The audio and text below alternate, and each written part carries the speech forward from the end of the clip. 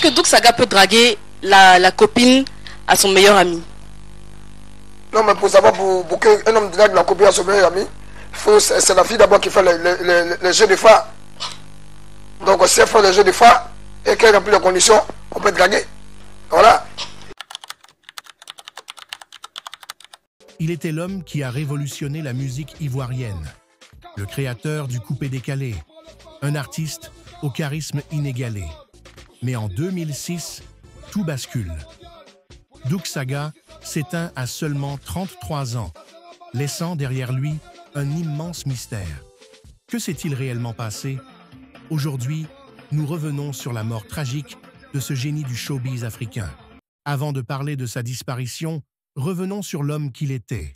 Doug Saga, de son vrai nom, Stéphane Hamidou Doucouré, naît en 1974 à Yamoussoukro. Très jeune, il rêve de grandeur et veut révolutionner la musique. Exilé à Paris, il se lie d'amitié avec d'autres jeunes Ivoiriens ambitieux et crée le mouvement du coupé-décalé, un style musical festif accompagné d'une philosophie de vie, le travaillement. En 2006, Doug Saga apparaît très amaigri. Les rumeurs commencent à circuler. Certains parlent d'un empoisonnement, d'autres évoquent une maladie mystérieuse. Mais la vérité est plus complexe. Officiellement, il souffrait d'une pneumonie sévère, compliquée par une maladie pulmonaire. Il est hospitalisé en France, mais son état se détériore rapidement. Ses proches racontent qu'il espérait se rétablir et revenir sur scène, mais son corps ne tiendra pas le choc. Voici ce que Mollard, l'un de ses amis proches, a dévoilé au grand public et sans gêne. Mais avant de regarder cette vidéo, ne m'ignore pas mon enfant. Cette fois, je veille sur toi et nul ne peut rien contre toi. Peu importe ce que tu traverses actuellement, je peux t'aider, mais en échange, tu dois faire quelque chose pour moi. Abonne-toi et partage-la avec 5 vrais amis. Et avant de partir, écris « Bénis-moi Seigneur » dans les commentaires et n'oublie pas de liker la vidéo. Maintenant, voyons ce que Mollard a dit à propos de Doug Saga. Mollard, tu l'as dit sur un plateau télé, hein? Oui. Tout ça, c'est toi. D'accord. Alors, la question derrière, c'est est-ce qu'il est normal de divulguer le diagnostic médical d'une célébrité, voilà, après sa mort, par exemple? Je veux rebondir sur ta question, Didier. C'est le diagnostic médical. Tu sais, c'est une question que je soulève aujourd'hui assez facilement, mais c'est quelque chose dont j'ai souffert. Je peux dire, on me demandera quel est le médecin. J'explique aujourd'hui devant tout le monde l'histoire. Comment est-ce qu'on a décelé? On a fait un choix à l'Atlantis, il y avait Daouda Fraya et Lino. On a fait un choix à l'Atlantis, Doug Saga devait prester en France. Sa voix ne sortait pas. Donc on a été voir un médecin justement qui a l'habitude de s'occuper des cordes vocales. Et ce médecin-là, en fait, a fait des prises de sang. Et quand ce médecin a fait des prises de sang, on était là, on était dans l'attente. C'était l'après-midi, le lendemain de son concert, l'après-midi, parce qu'il n'avait pas de voix. C'est lui et moi qui avons officié la soirée. Donc, ils ont fait des prises de sang. Après, elle nous a demandé de sortir. Il était en salle de repos, on est sorti de la salle. Elle nous a demandé de sortir pour lui divulguer les résultats, machin, tout ça.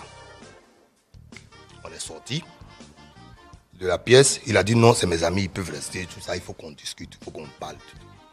Donc on a dit non, c'est important, il faut qu'on parle. Et donc on est sorti à l'extérieur de la pièce, on a entendu crier. On est rentré. Vous avez entendu Doug Saga crier? Voilà. D'accord. Il a crié, boum. Et donc on est rentré, mais qu'est-ce qui se passe? Tu vois, c'était quelqu'un qui était vraiment... Ton micro, s'il te plaît. C'était quelqu'un qui était vraiment, je veux dire, dans le traumatisé. Voilà. Donc il a dit que franchement, voilà, le résultat, il ne faut pas qu'on en parle à qui que ce soit. Première chose. La deuxième preuve que nous avons eue, et je tiens à remercier même le président Gbagbo, même s'il n'est pas là, le deuxième acte qui a failli faire que tout le monde a failli savoir, quand on a commencé à couvrir la chose, c'est qu'il y a eu un voyage. Il était à Londres. Il vivait chez un ami que là, je dis même son nom dans une de mes chansons, Bijou et Bijoutier. Il était à Londres. On a essayé de le faire passer parce que les papiers qu'il avait à Londres ne lui permettaient pas de rentrer en France. Ouais. Voilà. Donc, on a essayé de le faire passer par un ami qui s'appelle Stéphane Baye de Fond. Il est passé, on l'a mis à l'hôpital Bichat. Quand on l'a mis à l'hôpital Bichat, c'est à Saint-Ouen, on a utilisé les papiers d'un Camerounais. Il se trouve que les associations humanitaires qui sont en France ont emmené un courrier chez le monsieur et sa femme a découvert. Donc, Quand elle a découvert, elle a cru, elle a dit, toi tu as le sida, tu me dis pas machin. Et puis il a commencé à faire des investigations. On était obligé de changer d'hôpital à Dougsaga. Donc, en voulant changer d'hôpital, on a un ami qui s'appelle Gauthier Lavivace qui travaillait à l'hôpital cantonal de Genève, au service comptabilité. Et Gauthier Lavivace, on lui a demandé, en fait, si on pouvait mettre Dougsaga à l'hôpital en Suisse. Il a dit oui, parce qu'il avait fait la maladie, il ne prenait pas de médicaments. Il a dit oui, il n'y a pas de problème. Et on n'avait pas expliqué à Gauthier, en fait, de quoi Dougsaga souffrait. Et cet incident, même, il y a eu un incident qui a gâté le travail de Gauthier, qui ne travaille plus maintenant dans n'importe quel truc hospitalier, parce que, étant en service comptabilité, quand ils ont commencé à soigner Dougsaga à l'hôpital, il est parti regarder le dossier médical de Dougsaga avec son numéro, alors qu'il n'est pas médecin, il n'a pas le droit. Il a regardé le dossier médical, il en a fait des copies. Et donc, Gauthier, il a vu que Dougsaga était infecté par la HIV et que, voilà, donc ça veut dire que les frais d'hôpitaux allaient être très élevés. On a contacté l'ambassadeur Beke, qui a contacté le président de la République de l'époque, Gbagbo, qui a décidé de prendre en charge les frais médicaux. Donc, c'était, si vous voulez, un contrat de... je suis très ému quand je parle de ces histoires parce que ça me ramène dans des souvenirs très profonds. Et un moment, à l'hôpital cantonal de Genève, il y a Dougsaga qui a décidé de sortir, de venir à Abidjan. Il a décidé de sortir, de venir à Abidjan.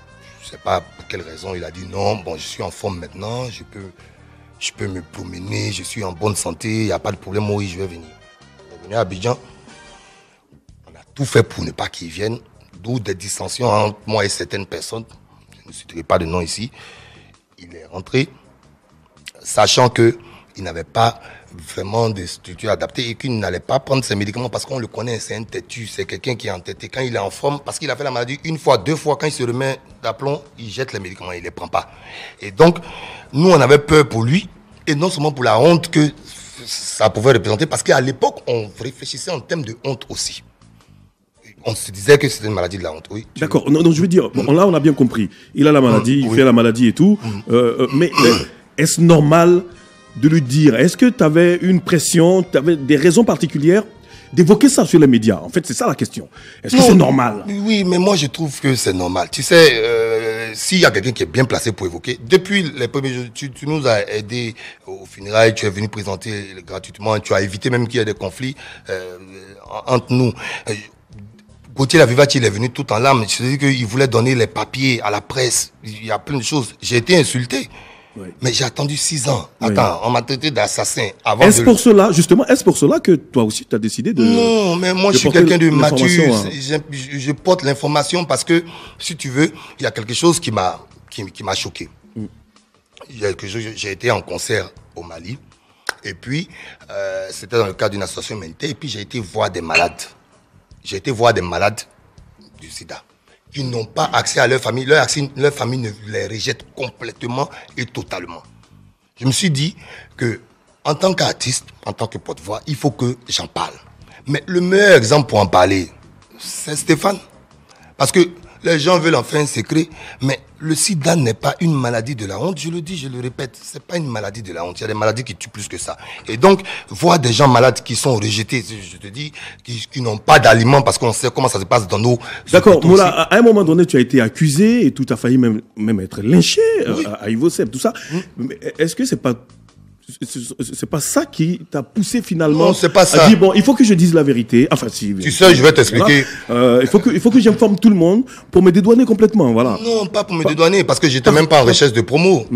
J'étais pas en recherche de promotion, de communication. Et si je veux revenir sur le lynchage, je vais dire qu'on va rentrer dans des considérations. Je vais rentrer au clash avec certaines personnes parce que c'était pas un lynchage en tant que tel. Parce que quand je suis rentré à Ivosep, on disait Moula président. Il y a une bande qui a commencé à me traiter d'assassin à la réponse. C'est la même bande qui est venue. Je prends ici à témoin M. John Chen Sombo. On les a tous retrouvés et on nous a dit ils nous ont dit clairement qui les a envoyés. C'est qui?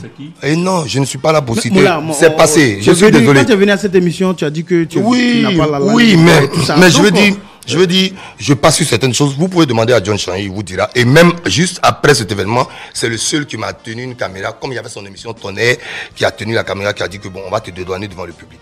Et je me souviens aussi que ce qui a contribué à cela, parce que c'est ça le mouvement de foule, il faut faire attention. Ce qui a contribué à cela, c'est un article de Star Magazine aussi, qui ont titré à la une de leur journal que Moula complote pour tuer Dougsaga. j'ouvre le journal, je regarde à l'intérieur, il y a un manager qui s'assoit, qui dit que non, on a des vidéos, on a des preuves, Moula complète pour tuer Douk Saga. Ils ont titré ça sur le journal. Mais donc c'est facile après de venir sur ça. D'où le problème quand je suis venu, j'ai rien dit, tu es mon frère, mais votre journal, je ne veux pas. Je suis où parce que c'est des choses qui m'ont choqué. Même si après, je reconnais que Top Visage, Star Magazine a récupéré mes courriers, mes correspondances avec Douk Saga, je ne sais pas, par l'oncle de Douk Saga pour les transmettre. Donc, je veux dire, Didier, oui. Il y a plein de choses qui sont arrivées. Quelqu'un est décédé, il est décédé. Moi, dans mon esprit, je vais continuer à faire ce que je peux faire pour Stéphane. Chaque année ici, j'organise les hommages de Stéphane et j'ai personne pour m'aider à le faire. Je le fais naturellement parce que c'était mon frère, c'était la famille. Est-ce que après les révélations sur la maladie de Douk, est-ce que la famille a réagi par rapport à ça, disant que tu as mal agi ou pas? Est-ce que non, la famille... il n'y a que la mère de son enfant qui a dit que non, je ne peux pas imaginer que tu as dit ça. Son oncle n'a rien dit. Et ça n'a pas plu à Lino Versace, par contre? Oui, ça n'a pas plu à Lino Versace et à Boro Sangui. Oui. Boro Sangui m'ont pas dit grand-chose, mais que ça leur plaise ou pas, moi je suis un homme responsable. Je suis responsable de ce que je dis. Et je veux dire... Il faut arrêter de mentir à la population. Notre rôle là, c'est pas de mentir. C'est une maladie, c'est une maladie. Il y a des gens qui se lèvent, tu vois, ils vont voir les pasteurs, il va me délivrer. Il faut arrêter. On t'a décelé une maladie, tu te soignes, ça s'arrête là. Voilà. Ok. Moi, ma question demeure. Hein, pour répondre à la question du point de vue journalistique, je pense que quand la maladie de la personne est du domaine du débat public, je veux dire, tant que ça ne sort pas dans le débat public, on n'est pas obligé d'en parler. Je dis, je prends un exemple plus récent. Comment il s'appelle déjà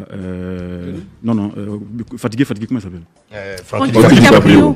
À la limite, son test de dépistage n'intéresse personne. Mais du moment où le jour où Arafat lui dit que toi tu es séropositif et que lui commence à nier, je ne suis pas séropositif, ça devient une information pour la presse. Ouais. Et je me souviens que c'est moi qui ai demandé à un des journalistes de Top Visage, écoute, tu le prends, vous partez dans un centre de dépistage, tu le suis jusqu'à ce qu'il fasse le test.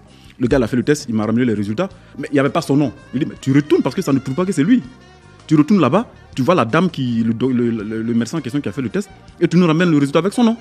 Et c'est ce qui a été fait. Je dis, tant que ça ne suscite pas de débat, ça n'intéresse personne. Mais du moment où il y a un débat... Et ça a été fait, quel est le résultat? Il a été négatif. Il a été négatif, sinon on n'aurait peut-être pas fait. Non, mais pour les auditeurs. Oui, bien sûr. Le résultat en cet instant-là était négatif. Okay. Je viens de dire. Le résultat à cet instant-là était négatif. Oui, donc, mais parce que les tests. Vous me répétez, mais parce qu'il faut que l'état de santé d'un individu, enfin d'un personnage public, ne suscite pas de débat, il n'y a aucun souci. La preuve, il y a dans des pays plus avancés en démocratie que nous, les chefs d'État publient les bulletins de santé tous les 3 mois, bien tous les 3 ans. Parce que ça intéresse le public. Tous les semestres. Voilà. D'accord. Et Valen Guédé, je voudrais qu'on prenne quand même ton avis. Non. Est-ce que c'est normal de mettre sur la place publique le diagnostic médical d'une célébrité? Je crois qu'un chef de l'État, il dirige un pays. S'il a quelque chose, le pays peut s'arrêter. Donc un individu comme toi, comme moi, sa maladie, s'il meurt, ça n'arrête pas le pays. Mais par contre, ce que je crois que le Mollal a eu le courage de le dire parce qu'à un moment donné aussi, vous savez, si Douk Saga, on sait, Dieu seul sait qu'il a eu des rapports aussi avec plusieurs filles. Il est parti tout en respectant sa mémoire, mais ces filles-là, si elles ne le savent pas, une fois qu'on donne l'information, elles peuvent aller consulter un médecin. Si on peut les maintenir en vie pendant 20 ans encore. C'est ça le problème du sida. Dès lors qu'on n'informe pas et que c'est là, ça devient une maladie, il est trop tard. Il est trop tard. Et moi, je connais aussi des artistes aussi qui sont morts du VIH ici. Et je pense que... Et pourquoi vous n'avez pas dit, pourquoi vous n'avez pas informé le débat public. Voilà. Et aujourd'hui, en le disant, je pense que il y a certaines filles, elles peuvent prendre des précautions si elles sont en forme. Et puis, deuxièmement, il a dit quelque chose qui est très, très important. Et paix à l'âme d'une de mes belles-sœurs, on est en train de l'inhumer actuellement. Juste ce matin à Ivossé, paix à son âme. Mais elle était malade il y a quelques jours de cela. Et il y a un pasteur qui est venu à la maison. Elle était à l'hôpital. Le pasteur est allé la chercher à l'hôpital. Alors on va prier sur toi. Et ils étaient en train de prier et la fille est morte.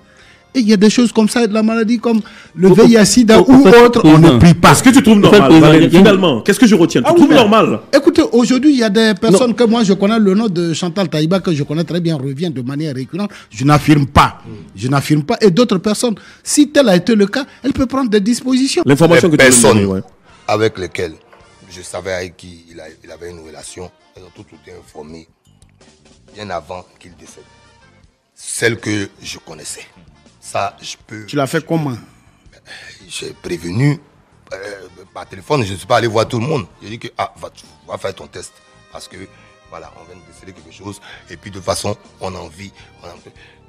Je prends des exemples. Moi, mon exemple le plus simple, je prends l'exemple de Magic Johnson. Et puis, je prends l'exemple d'un autre blanc. Hein, tu vois sur Internet que juste à cause d'une greffe, il n'a plus le sida.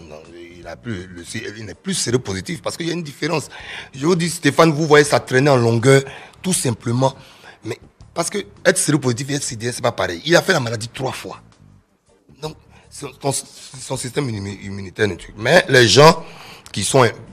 Il y a des personnes qui sont même en Côte d'Ivoire ici, que j'ai informé. Maintenant, quitte à... Au fait, Moula, tu es informé après qu'il y ait des rapports avec les filles. Mais pourquoi pas avant? Mais attends. Mais Hervé, s'il te plaît, il faut suivre la discussion. Tu es un journaliste que je respecte, il ne faut pas dire j'ai informé après les rapports. Non. Après le rapport, tu dis... Il faut qu'on ait un débat intelligent, s'il te plaît. Je te dis que j'ai informé quand la maladie a été décelée. Mais On a 30 secondes pour boucler. Hein. quand la maladie a été décelée, j'ai informé. Donc, comment débat. tu ne comprends pas? On va boucler en disant que, dames et messieurs, ne fuyez pas vos parents qui ont des maladies. Il faut rester auprès d'eux. Et puis le sida, ce n'est pas une maladie de la honte. C'est rien du tout. Ebola tue plus rapidement que ça. D'accord, mais... Que un président demeure président, Avant d'être rappelé, vous comprenez que je suis le sommet des sommets, le sommet de l'Himalaya. La pointure au-dessus de l'Himalaya, il y a les démons. Mais moi, Jésus-Christ de Nazareth, raison pour laquelle Amen, il l'a m'a envoyé là-bas pour le le sida. combattre. Et que bientôt il y aura un événement A-t-il bien fait à de Bouillard révéler sa pour moi, maladie à Abidjan au ici, monde entier où ça ou va pas? parler. Merci Une donc personne Saga. se dit Allez, bisous à toi, ciao. Peut-il agir ainsi? Donnez-nous votre avis dans les commentaires et n'oubliez pas de vous abonner. La prochaine vidéo parlera de DJ Arafat, le destin inachevé.